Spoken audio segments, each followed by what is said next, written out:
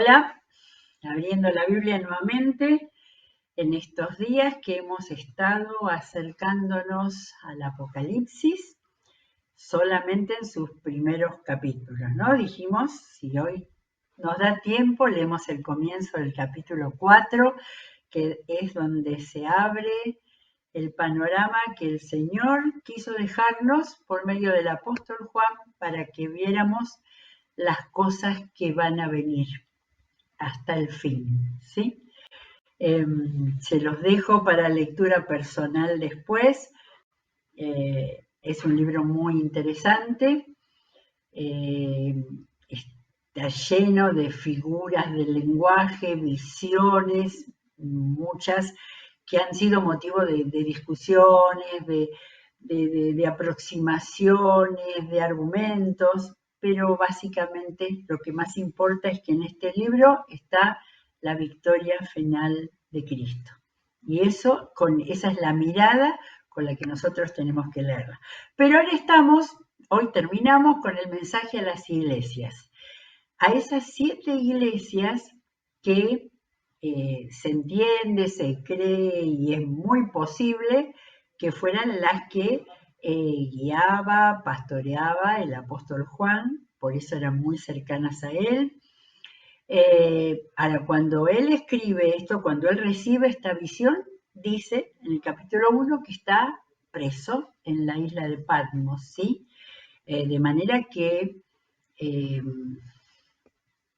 no tengo idea cómo pudo llegar todo este material después, pero seguramente discípulos, hermanos, compañeros de él habrán sido los mediadores para que esto formara parte de la Biblia y pudiéramos verlo hoy y mirar el hecho tan importante de Jesús hablando a 7 iglesias de la provincia de Asia de una manera personal, muy fuerte, muy de reconocimiento también, pero es decir, bueno, mostrándose como el Señor, como el Señor de la iglesia, como el que tuvo a las que ya leímos 5, tuvo muchas cosas que decirles, en muchos órdenes y sobre todo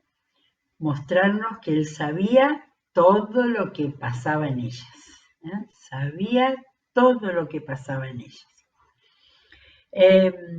Como siempre comienzo volviendo para atrás y recordando o descubriendo cosas, me di cuenta que dice muchas veces, comienza el mensaje a las iglesias, comienza diciendo, conozco tus obras, ¿sí? No es una palabra para dejarla pasar así. El Señor diciendo, conozco tus obras. Pensemos como que nos apelara a cada uno de nosotros. En este caso era una iglesia, aunque eso escribe al ángel de la iglesia, le estaba hablando al pastor, al dirigente, a cómo se llamara en ese momento,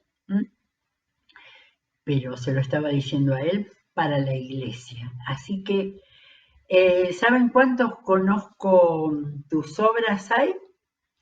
No hay para todos, no hay para todos. A la iglesia de Éfeso le dijo, conozco tus obras. A la iglesia de Esmirna, la segunda que vimos, le dijo, conozco tus sufrimientos. Era la iglesia que aparentemente había sufrido más, que estaba sufriendo más, porque está hablando, es absolutamente el presente de estas iglesias. O sea que a Esmirna le dice, conoce tus sufrimientos. A Pérgamo, la iglesia que quizás ahí está lo más negativo de las palabras del Señor, no le dijo, conozco tus obras. Empezó a decirle qué pasaba ahí adentro, quiénes estaban influyendo y qué estaba haciendo que la gente, los creyentes se torcieran. Después viene la de Tiatira y de ahí Tiatira, Sardis, Filadelfia y la Odisea, hasta el final les dijo, conozco tus obras. Y bueno, los que estamos acostumbrados a leer la palabra, muchas veces pasa eso, que uno lo lee. Conozco tus obras, le está diciendo el Señor. No hay nada que me sea oculto, no hay nada que se pueda disfrazar. Por eso algunos de los mensajes que el Señor les está dando son muy fuertes, son muy fuertes. Nos quedan dos iglesias.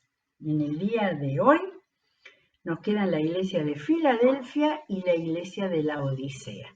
Así que vamos a ir leyendo despacito porque es muy fuerte el contenido.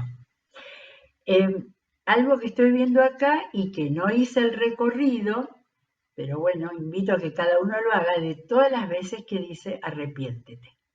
Porque muchas veces, después de marcarle aquello que el Señor estaba en contra y los estaba corrigiendo, les da, si el camino primero arrepiente. No había ninguna condenación del Señor, que Él no dijera arrepiéntate, y era el camino ahí a volver a Él en plenitud. Y a recibir el perdón, por supuesto, a recibir el perdón de Jesús. Bueno, Iglesia de Filadelfia. Filadelfia es amor fraternal en griego. Bueno, esta iglesia, tenemos algunas cosas, tenía algunos apuntes de ella. Estaba la entrada de la meseta central de lo que sería el Asia Menor para nosotros, la provincia de Asia. Había, miren, los templos, tenían templo de Artemisa, Helios, Zeus, Dionisios y Afrodito. Creo que casi todos estos nombres eran griegos, o sea, estaban todavía los originales templos griegos con el nombre de los dioses griegos.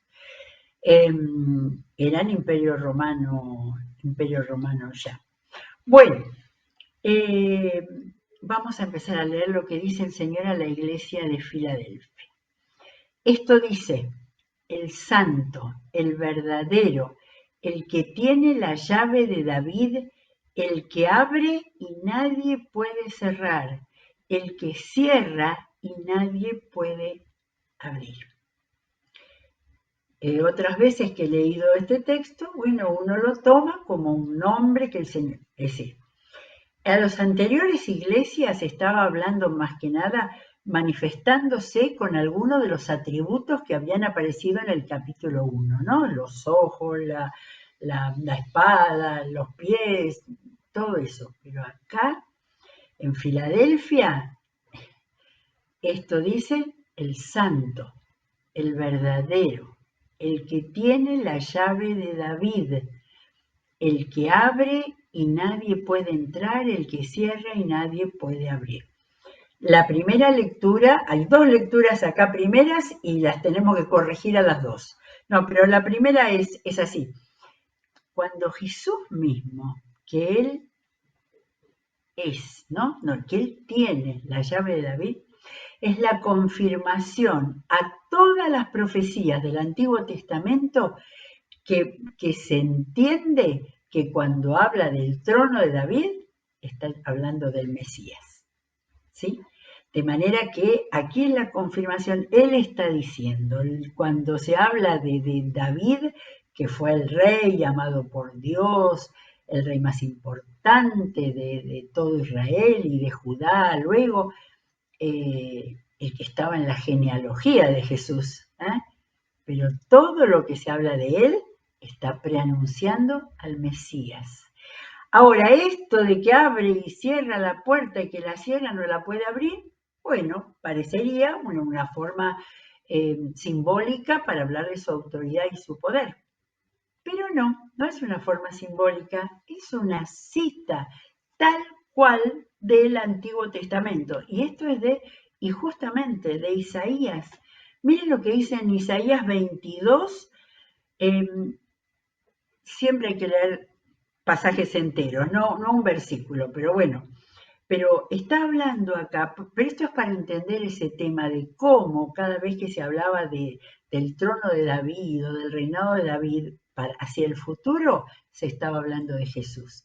Pero acá en el 22:20, le está hablando de alguien a quien el Señor va a llamar, ¿sí? Y dice, Dios será como un padre, este hombre será como un padre para los habitantes de Jerusalén y para la tribu de Judá.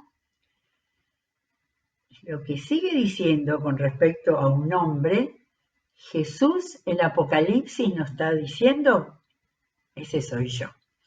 Dice en el 22:22, sobre sus hombros pondré la llave de la casa de David.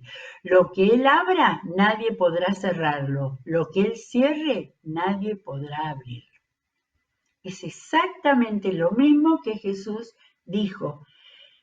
A ver, no atribuyéndose, realmente sí atribuyéndolo a él, pero explicándonos y abriéndonos los ojos a entender cómo en el Antiguo Testamento, por tantas formas y en tantas, especialmente profecías, se estaba hablando del Mesías. Ahora con la lectura de la carta a Filadelfia en capítulo 3, ese es el versículo 7, 3:7, ahí entendemos ese pasaje del capítulo 22 de Isaías, donde se nos habla del Mesías sin que ellos lo entendieran en ese momento. Y nosotros lo podemos entender bien gracias a esta cita que Jesús tomó de la profecía de Isaías para presentarse. Y antes de esto tan simbólico de abrir y cerrar puertas, ¿no? Mostraba el poder y la autoridad de Jesús. Pero se dice que Él es el santo, el verdadero, el que tiene la llave, ¿sí? En todas estas manifestaciones. Hay lecturas que se pueden hacer de los mensajes a estas iglesias completo, o ir leyendo una tras otra cómo se presenta, lo que él se adjudica con respecto a él. Después las promesas, es decir, porque en todas es un puñado de las verdades y de las promesas y de lo que él quiere para su iglesia. Bueno, vamos a ver, después de este comienzo, dice de nuevo, conozco tus obras. Qué palabra tan importante. Mira que delante de ti he dejado abierta una puerta que nadie puede cerrar. También es una palabra así que hay que ver si podemos encontrar alguna punta para poder entender. Delante de ti, esta iglesia que estabas ahí cerca de la meseta central, de ese lugar donde había muchas iglesias cristianas ya establecidas. Abro, he dejado, el Señor lo dice, yo he dejado abierta una puerta que nadie puede cerrar. Y yo de acá tengo, claro, Hechos 14, primer viaje de Pablo. Hay una frase que se aplica acá, con la puerta, donde está regresando de todas las iglesias que que Pablo visitó en su primer viaje, fueron las de esa zona, ¿sí? Y aunque no está mencionada Filadelfia, en el 14:27 dice, cuando llegaron a la iglesia de Antioquía, que era la que los había enviado, Antioquía de Siria, la Antioquía del sur, hay otra Antioquía después que visitó él también. Cuando llegaron a Antioquía, reunieron a la iglesia e informaron de todo lo que Dios había hecho por medio de ellos y de cómo había abierto la puerta de la fe a los gentiles.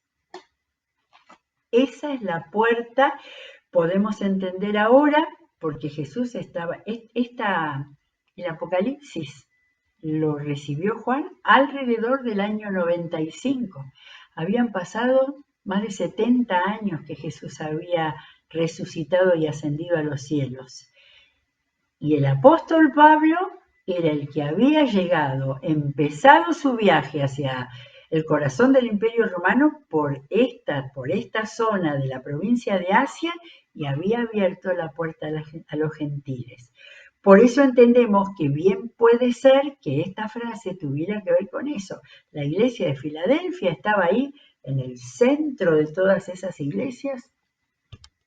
Y Jesús le dice, delante de ti he dejado abierta una puerta que nadie puede cerrar. Y acá habla como un padre. Ya sé que tus fuerzas son pocas, pero has obedecido mi palabra y no has renegado de mi nombre. Cuando el Señor daba una palabra de beneplácito era impresionante. Dos cosas, aunque tiene pocas fuerzas, has obedecido mi palabra y no has renegado de mi nombre. Voy a hacer que los de la sinagoga de Satanás, que dicen ser judíos, pero que en realidad mienten, vayan y se postren a tus pies y reconozcan que yo te he amado. La frase no es muy clara, pero la estamos leyendo lentamente para entender. O sea, los de la sinagoga de Satanás eran los judíos que no habían querido reconocer a Cristo, ¿sí?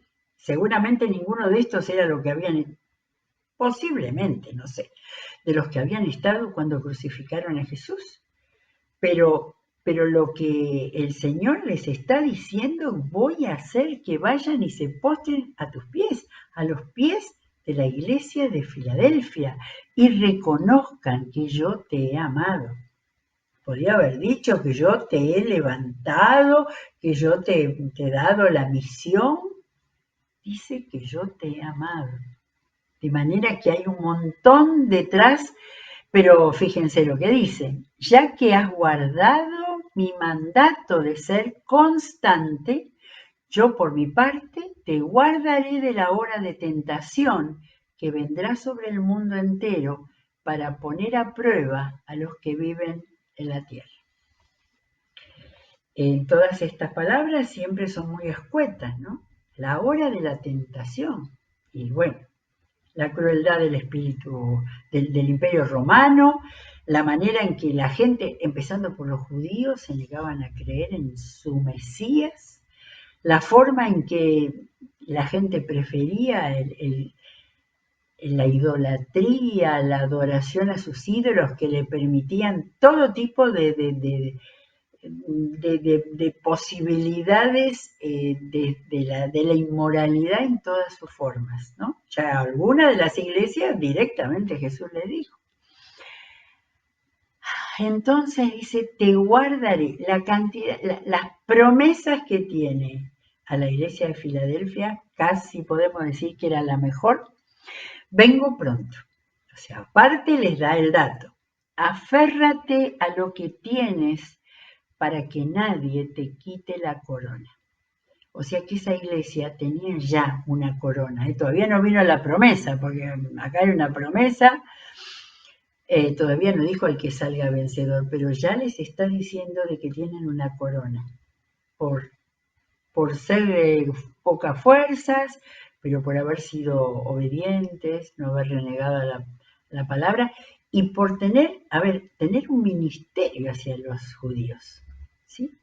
Me parece entender que les está dando un ministerio a los judíos.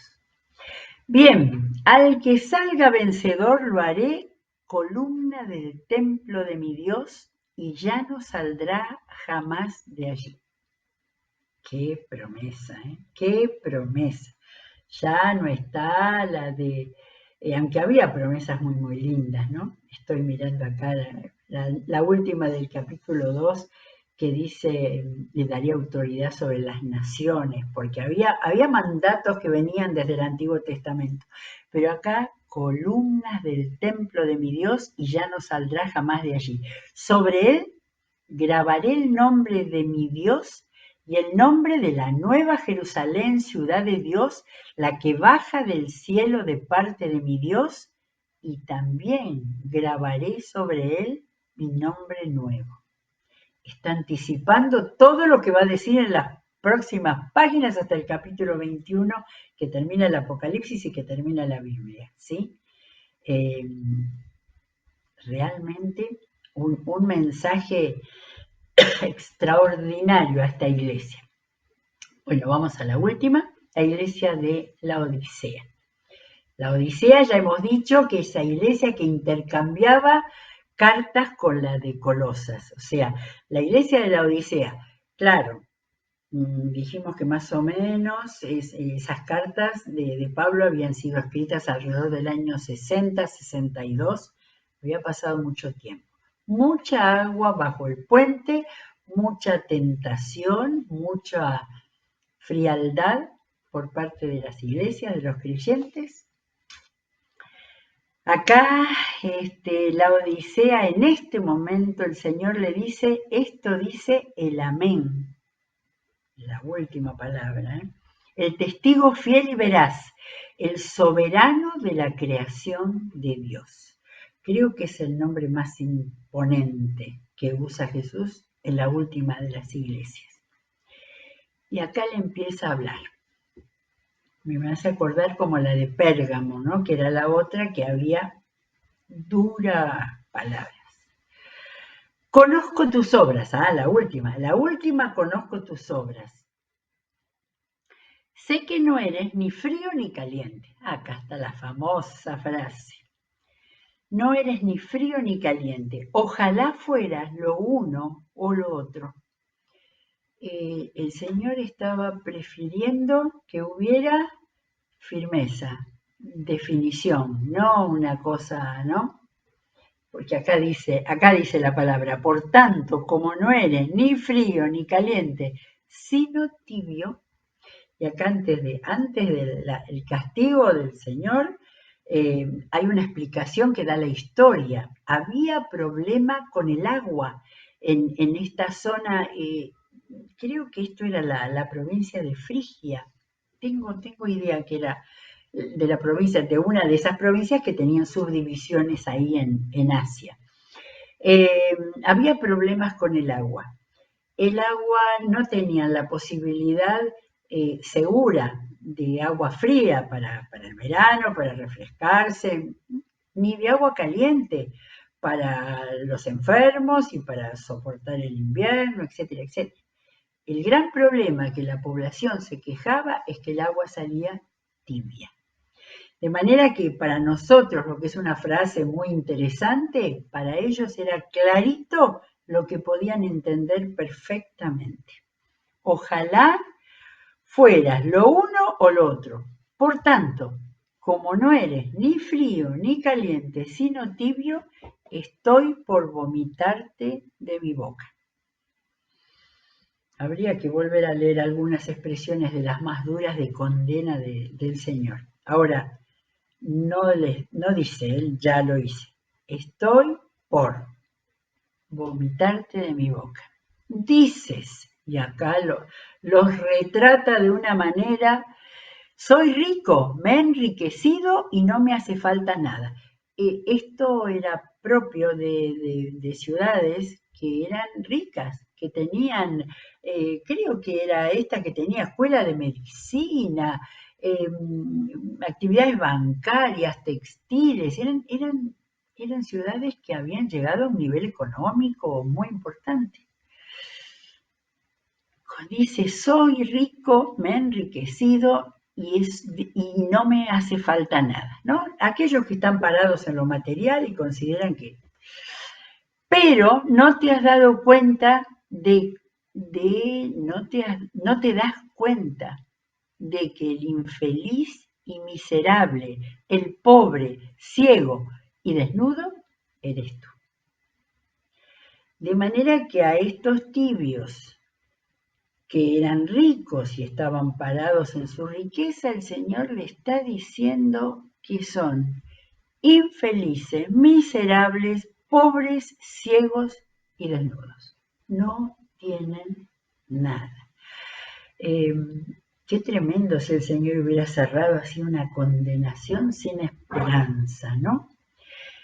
Por eso te aconsejo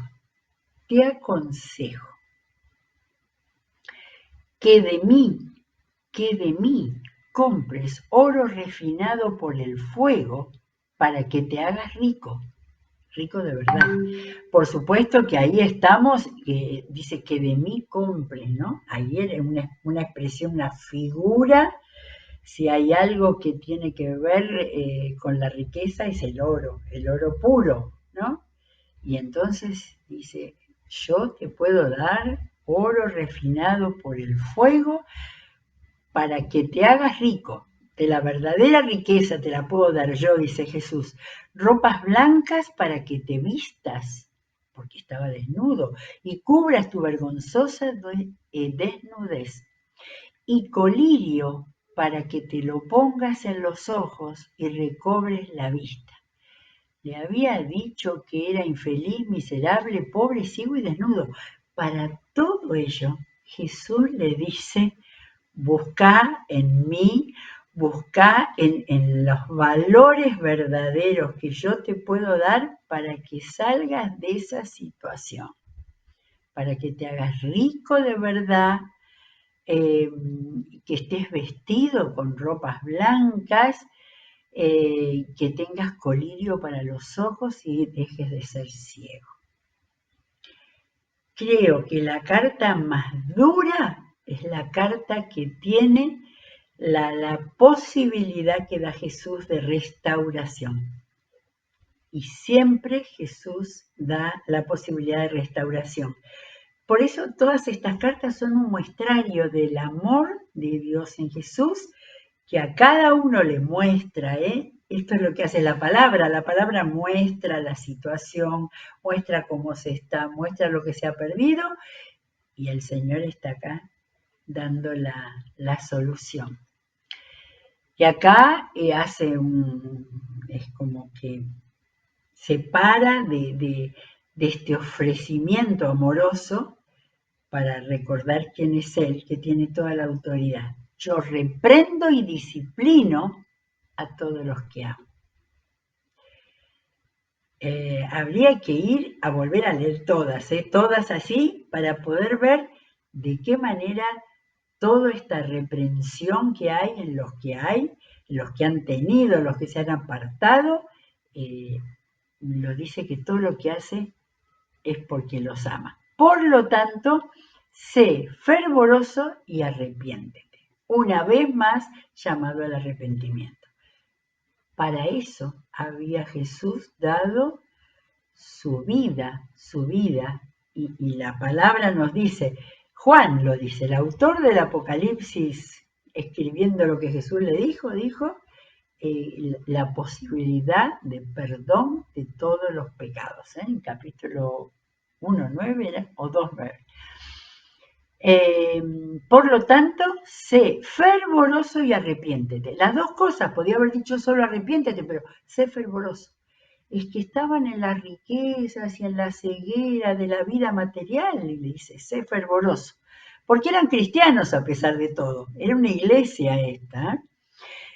Y entonces, Apocalipsis 3:20, un versículo memorizado por muchos, en los cuales Jesús se mostró como si fuera un caminante que llega a la casa, a la puerta de la vida.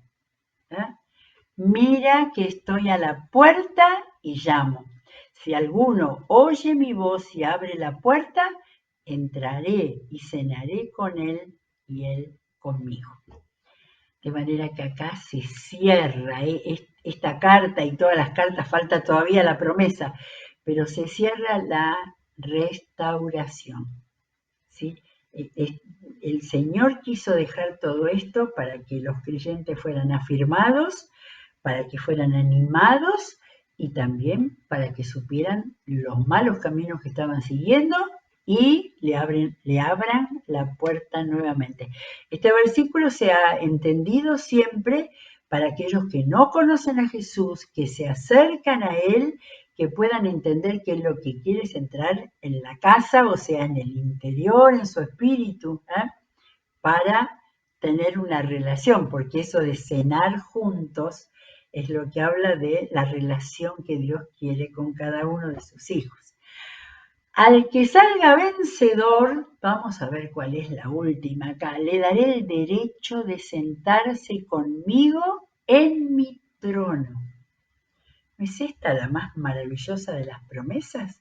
Bueno, esa promesa era para aquellos que estaban más caídos, pero que siempre iban a tener la posibilidad de ser vencedores. Le daré el derecho de sentarse conmigo en mi trono, como también yo vencí y me senté con mi Padre en su trono. Y la clase final, el que tenga oídos, que oiga lo que el Espíritu dice a las iglesias. La corona, el cierre, está acá en la mención, en la afirmación en la Trinidad. Le daré el derecho de sentarse conmigo en el trono. Como también yo, Jesús, vencí y me senté con mi Padre en el cielo. Oigan lo que el Espíritu dice a las iglesias. ¿Sí? De manera que la Trinidad, Dios en tres, pero Dios uno finalmente, que es el Padre, el Salvador y el Espíritu Santo, están sellando estas cartas que el Señor quiso dejar para la iglesia con mayúscula, de cualquier clase que fuera, pero cristiana, que creyera en Jesucristo, que tuviera toda esta enseñanza para que sirviera para siempre. Tengo una cosa más y ya estamos en tiempo, que no sé dónde lo encontré, pero es muy interesante, de John Stott. John Stott murió hace unos años, el gran escritor, teólogo, biblista, experto en Biblia. Él indicó una palabra que se aplicaba a cada una de las iglesias, como si fuera una síntesis del mensaje que ellos habían recibido y de lo que el Señor les estaba marcando. A Éfeso, que le dijo que has dejado tu primer amor, la palabra es amor. Para Éfeso, amor. Para Esmirna, el sufrimiento. Es aquella a quien le dijo, yo conozco tu sufrimiento. Esmirna, la clave de Esmirna, la marca de Esmirna, el sufrimiento. Para Pérgamo, que se había metido con la Jezabel y con todas las cosas torcidas, la verdad. Lo que ellos necesitaban era seguir la verdad. A Tiatira, también que tenía, que había, creo que Tiatira era la de Jezabel, la santidad. Aquellos que se habían ido detrás de la idolatría con sus inmoralidades, la marca que le dejaba a Tiatira era la santidad. Para Sardis, la que estaba muerta y Jesús decía que tengan vida nueva, la sinceridad. La sinceridad, porque donde se consideraban que estaban vivos y estaban muertos, ahí había que enfrentarse a la sinceridad. Para Filadelfia, la misión, porque le abrió una puerta y le indicaba que se tome de esa puerta, la misión. Y a la Odisea, 2, el entusiasmo y el fervor. De ahí donde estaban tan mal los de la Odisea, Jesús los llevaba a querer a entrar en su puerta, en su casa, con entusiasmo y con fervor. Es una mirada de un gran biblista, pero está bueno como para cerrar esta serie de lecturas de la palabra del Señor, que tienen tanta riqueza y hay que volver a leerlas y releerlas para encontrar muchas cosas más. Muy bien, volveremos con otra parte de la Biblia que el Señor nos muestre. Que Dios los bendiga.